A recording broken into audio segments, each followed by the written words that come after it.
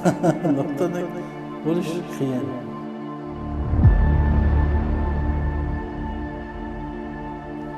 Mas'uliyat.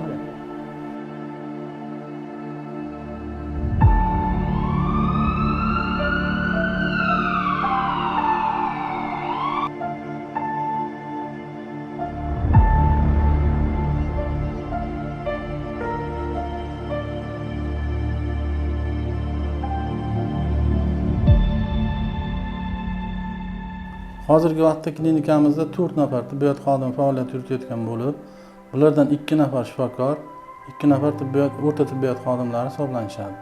Bu shifokor va tibbiyot xodimlari har bir kelayotgan xodimlarga kasalligi bo'yicha murojaat qilganda yetarli o'zini bilimlari bilan yordam ko'rsatib kelishmoqda. Hozirgi vaqtda ishlar smena asosida tashkillashtirilgan bo'lib, kunduzi va tungi smenalarda murojaat qilgan har bir xodimga malakali tibbiy yordam ko'rsatib kelinmoqda. Ya'ni xodimlarini, jamoasini, o'zimizning tibbiyot xodimlari jamoasi bilan birgalikda kecha-yu kunduz har bir murojaat qilgan xodimlarga o'z vaqtida tashxis qo'yib, o'z vaqtida tekshiruvlarni o'tkazib, kerakli dori-darmonlar, kerakli muolajalar bilan ta'minlab yordam ko'rsatib kelganmiz.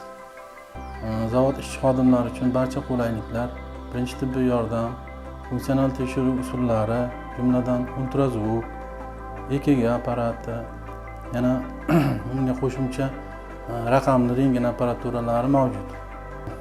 Apparatlar bilan hozirda ishchi xodimlarni boshqa rayon, viloyat shifoxonalariga yuborishga hojat qolmagan. Hozirgi davrda ishlab turgan ishimni jamoasi bilan birgalikda ishlayotganimdan faxrlanman.